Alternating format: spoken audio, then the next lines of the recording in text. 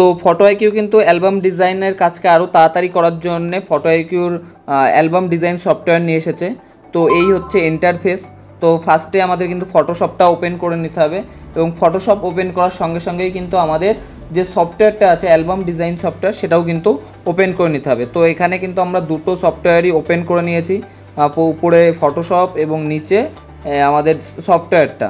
তো আমাদের ফার্স্ট কিন্তু এখানে দেখুন তিনটে অপশান দেওয়া রয়েছে, যার ভেতরে জেনারেল, টেমপ্লেট এবং এডিটিং। তো টেমপ্লেটের ভেতরে টেমপ্লেট থাকবে, এখানে এডিটিংয়ের অপশান রয়েছে, যেখানে কিন্তু ছবিগুলো একসাথে যদি কেউ 100 ছবি চাই তো ছবিগুলো এডিটিং করতে পারবে, এবং ব্যাকগ্রাউন্ড রিমুভার, ফেস স্মুথনিং সবই আছে এই সফটওয়্যারের ভেতরে। তো ফার্স্টে আমরা কিন্তু যাব জেনারেলের ভেতরে।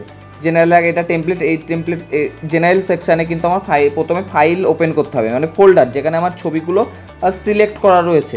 তো ফোল্ডার ওপেন ফোল্ডারে যেতে হবে। এইটা কিন্তু পিএইচডি, নিচে যে অপশানটা রয়েছে সেটাই কিন্তু আমরা যে কোনো পিএইচডি ফাইল ওপেন করার জন্য। তো ফার্স্টে আমি যাব হচ্ছে ছবিগুলো সিলেক্ট করে নেবো, এই ফোল্ডারটাকে সিলেক্ট করে ওপেন করলাম। তো আমার প্রতিটা ছবি কিন্তু চলে এসেছে, যে কটা ছবি আমার ফোল্ডারের ভেতরে ছিল সেই ছবিগুলো কিন্তু আমার একবারে চলে এসেছে। এবং এখানে দেখবেন একটা ফেভারিট টেমপ্লেট বলে অপশান রয়েছে, এই ফেভারিট টেমপ্লেটের ভেতরে কিন্তু সমস্ত পিএইচডি ফাইলগুলো রয়েছে, যেগুলো আমার ফেভারিট, যেগুলো আমার ভালো লাগে সেইগুলো কিন্তু আমি এখানে ফেভারিট বলে অপশান করে রেখে দিয়েছি। এবার আমি প্রথমে চুজ করব এখানে কিশোরী কিশোরী। এখানে 6টা লেয়ার রয়েছে, 1টা 2টো 3টে 4টে 5টা 6টা। তো ফার্স্টে আমার কিন্তু 7টা ছবিকে আমার কিন্তু সিলেক্ট করে নিতে হবে। তো আমি এই 7টা ছবিকে একসাথে ফার্স্টে সিলেক্ট করে নিলাম। সিলেক্ট করে নেওয়ার পরে আমার যেহেতু এই কিশোরী কিশোরী ফার্স্ট আমার এটা ভালো লাগলো, তো আমি এখানে গিয়ে কিন্তু ডবল ক্লিক করব। দুবার ক্লিক করলেই তারপরে কিছুটা টাইম আমরা ওয়েট করব, কিছুটা মানে একদম অল্প কিছু সেকেন্ড আমরা ওয়েট করব, একটুখানি দাঁড়িয়ে যাব। ফটোশপ অটোমেটিকলি এটা শুরু করে দেবে। তো ফটোশপে পিএইচডি ফাইলটা ওপেন হচ্ছে, একটুখানি টাইম ধরে রাখবো।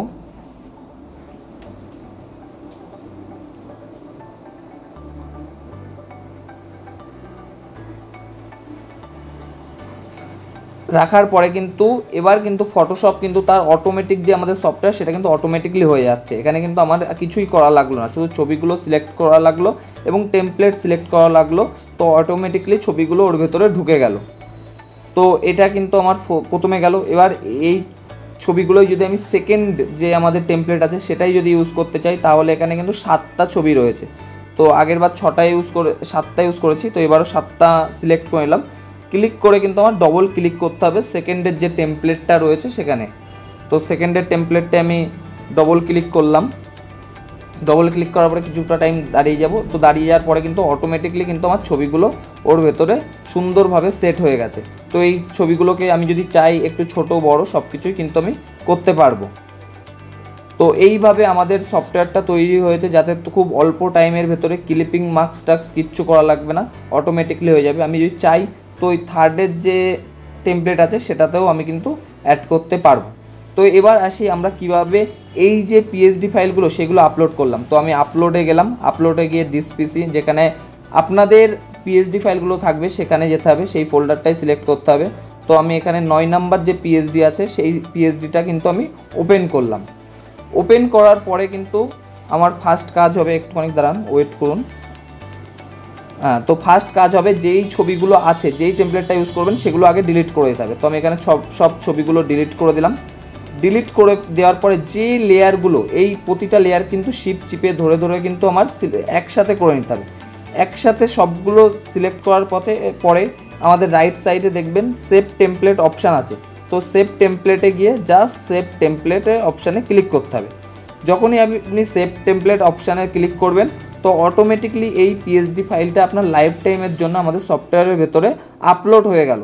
এরপরে কিন্তু আপনার আর কোনো কাজ নেই, একবারই খাটনি করে আপনাকে এই মানে পিএইচডি টেমপ্লেটটা আপনাকে ইনপুট করে নিতে হবে, মানে আমাদের সফটওয়্যারের ভেতরে আপলোড করে নিতে হবে, আর আপনার লাইফ টাইমে কিচ্ছু করা লাগবে না। তো এটার পরে ট্রান্সফর্ম করতে হবে যাতে সফটওয়্যারের ভেতরে চলে আসে এটা। তো এটা আসার পরে দেখবেন এখানে আমি জেনারেলে যাচ্ছি, জেনারেলে গিয়ে কিন্তু এখানে কিন্তু এই টেমপ্লেটটা আমি খুঁজে পাচ্ছি না, কারণ এটার হচ্ছে আমাদের যেই টেমপ্লেটগুলো ইউজ করতে হবে সেইগুলোই আমি শুধু সিলেক্ট করেছি। যেমন এখানে লাভ, যদি আমি লাভে ক্লিক করি তো ফেভারিট, এটা আমার ফেভারিট।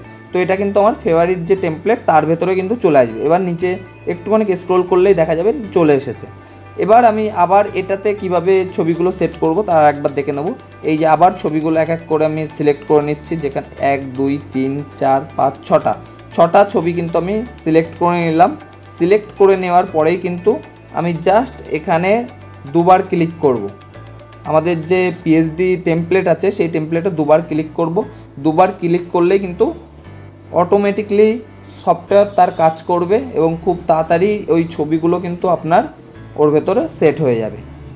তো এইভাবে আপনারা খুব তাড়াতাড়ি এই অ্যালবাম ডিজাইন সফটওয়্যারটাকে নিয়ে কিন্তু খুব তাড়াতাড়ি কাজ করতে পারবেন। এবার আপনি এই ছবিটাকে পুরো এই টেমপ্লেটটাকে এডিট সব কিছুরই অপশান থাকবে এবং এটাকে কিন্তু আপনি সেভ অ্যাজ করে আপনার কম্পিউটারে যেখানে খুশি রাখতে পারেন। ভাই কী করবো, হয়ে গেছে।